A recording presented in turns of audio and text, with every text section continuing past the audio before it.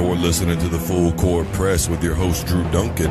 Don't you dare touch that dial.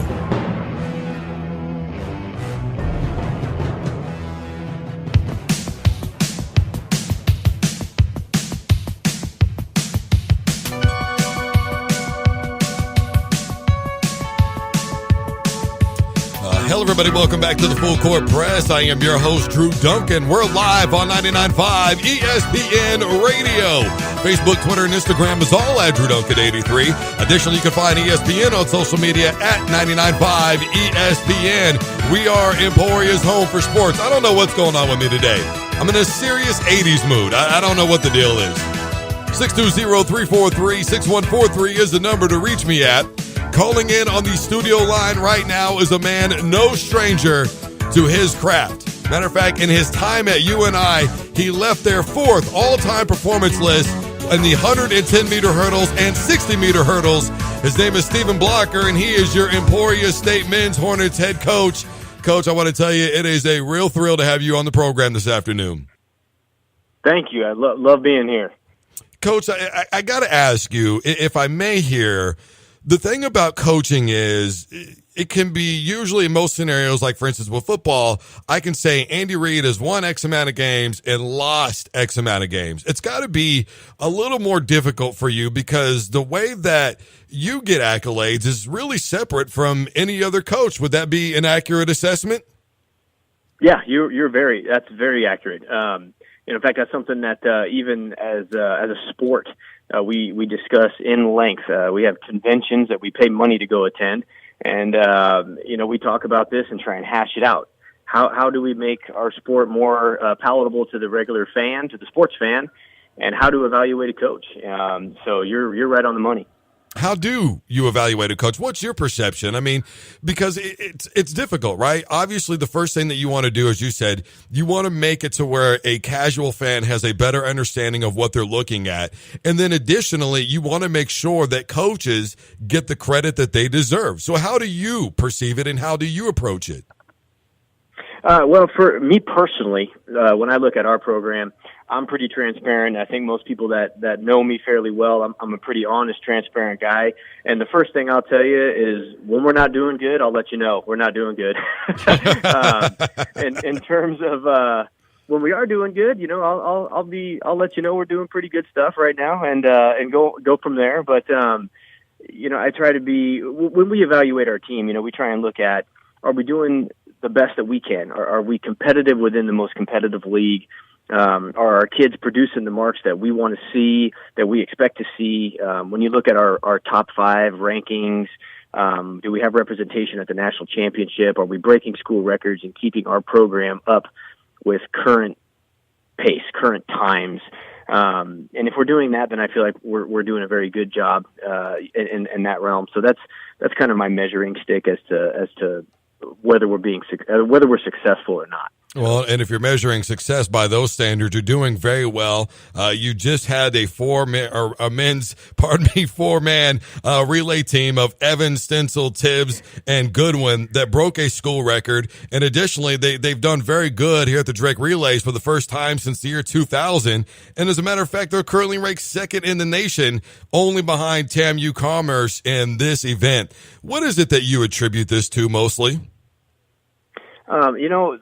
Well, when we look at the relays, that's part of the philosophy of our sport, or of our team. We want to be successful in the relays across all boards. That's something that we try to put an impetus on there and a focus there.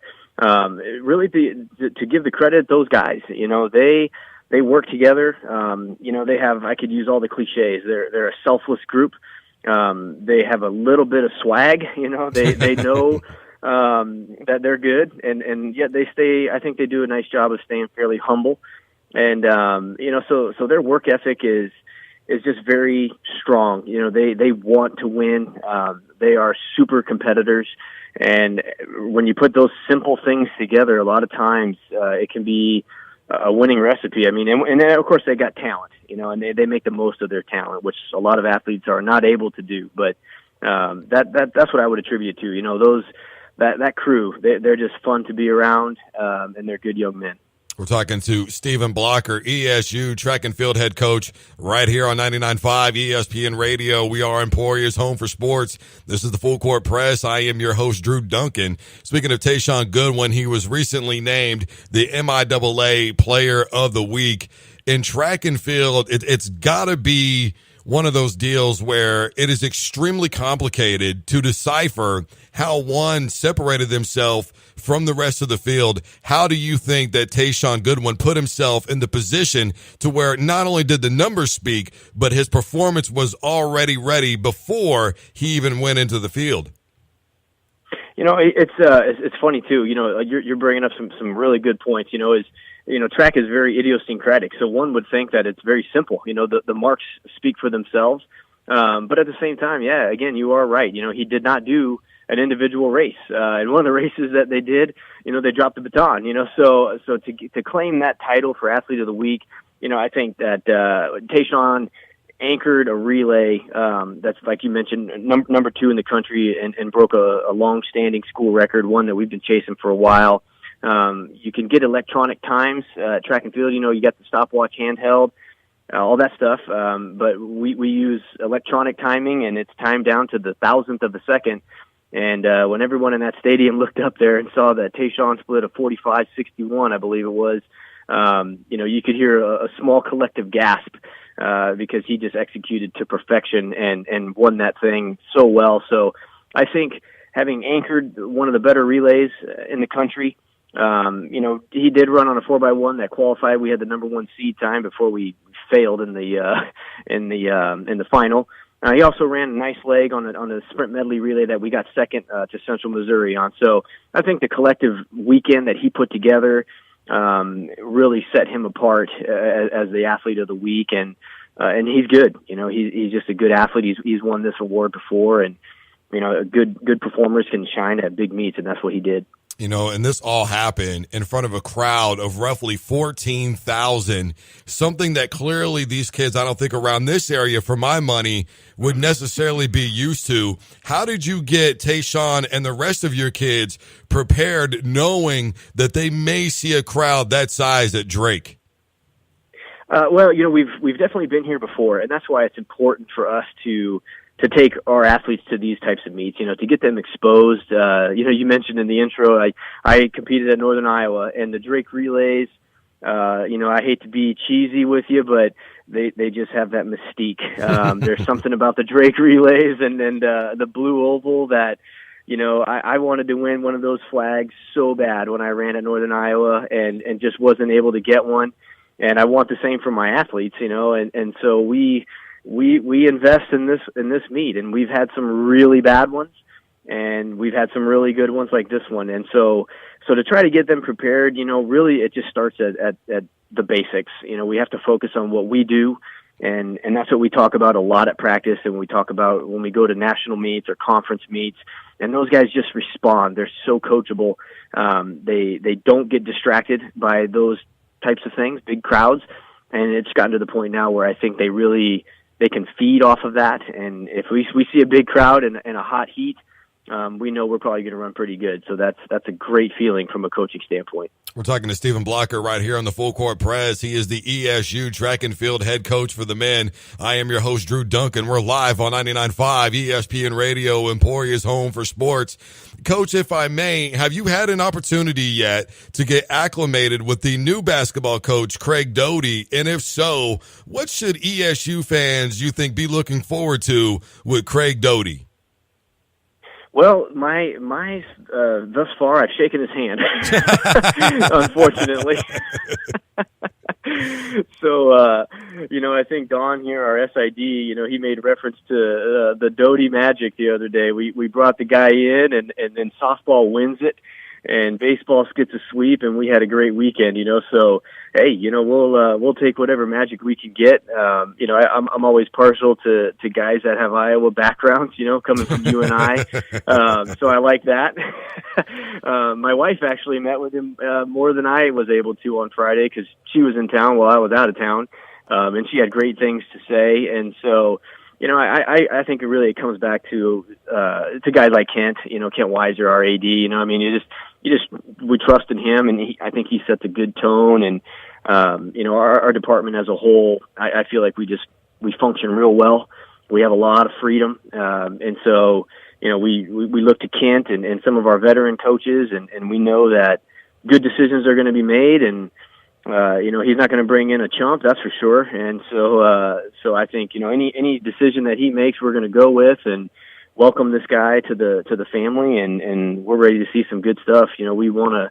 We like to be dominant, and we like to achieve great things in athletics, and so I think this guy could be something special. One of the things I talked about with Coach Doty was recruiting, and I look at this roster that you have currently right now for ESU track and field. I see names like Jamal Curry and Alec Garcia, guys that are from right here in Emporia, Kansas. What is it that you love about being able to recruit right in your own backyard the most?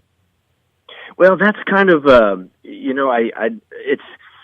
How would I explain this way? You track and field coaches, we like to compete, and every now and again we can have a little swag, and so we like to take some of those guys that maybe get picked over right in our own backyard. We certainly don't want to get someone taken from our own backyard, but with local kids, it can be a little bit of a challenge. You can't blame an 18-year-old youngster for kind of want to kick their hometown off and branch out and spread their wings, and that makes perfect sense. But Coach Wells out at Emporia High, they just have a great thing going. It's impressive what they're able to do and the passion they put into their sports. So we know that when we get an athlete from that program, that they're going to be, if nothing more, a good kid. And you mentioned those two specifically. Both of those kids walked onto our team. Alec Garcia has been at the national championship. He's been all conference twice, I believe twice, maybe even three times. And they just work. They work super hard. I think they're proud to be from Emporia, and I love seeing that. So we try to give those guys opportunities the best that we can. And when they come in here, we like to think, hey, these guys were walk-ons in our own backyard, and now they're dominant. It's too bad no one else gave them a shot, but fortunately enough, they ended up at ESU, so we're pretty grateful for that. Coach, if I may, one more question here before I let you go. I know you're an exceptionally busy man. As a matter of fact, we were just talking about Don, and he told me that you're getting ready to head out for national tournaments tomorrow. I would love to know your take on what is it that you think attracts kids the most in terms of recruiting to ESU. I mean, because obviously you are a former player or athlete yourself, and so you know what this game takes in terms of being in track and field. But in terms of what makes a kid gravitate towards ESU, what is it you think that they center themselves around the most when they decide, yeah, that's the place I want to be at? Boy, that's a great question. I like to think it's the university as a whole. We know that we're going to offer our students really good opportunities from an education standpoint. And we try to look at, I kind of go into my spiel of 3 or 4 basic factors. Is it the right school for the athlete academically?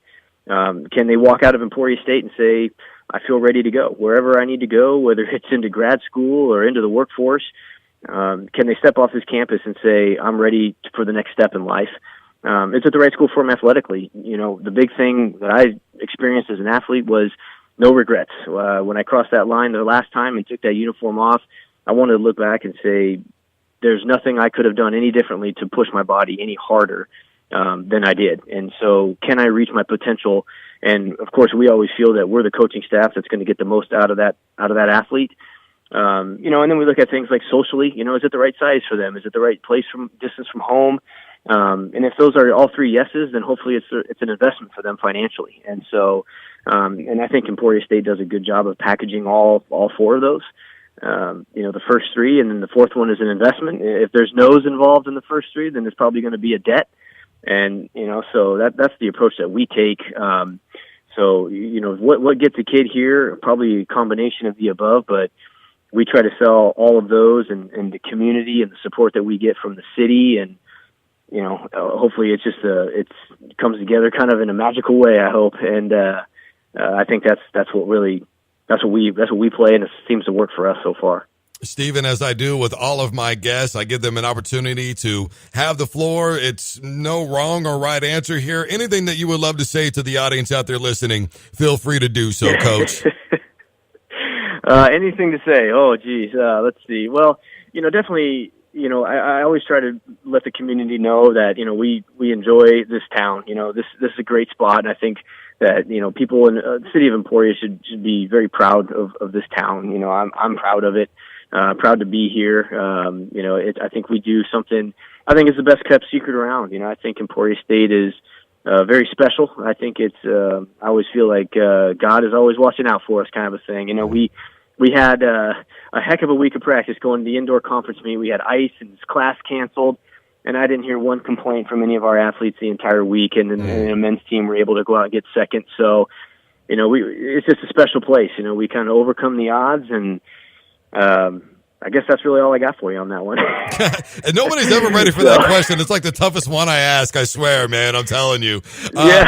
Stephen, I want to tell you, Coach, it was a real pleasure having you on the program today. Anytime, sir. Cool. Thank you very much. I appreciate it. Absolutely. All right, everybody. You just heard Stephen Blocker. He is the men's track and field head coach right here at Emporia State. This is the Full Court Press on 99.5 ESPN. We are Emporia's home for sports. We're going to take a quick break. When we come back on the flip side, there is still plenty to get to. It's Wired Wednesday, so we have a lot of sound bites that we have in store. Travis Kelce coming up next. I am Drew Duncan. Don't you dare touch that dial.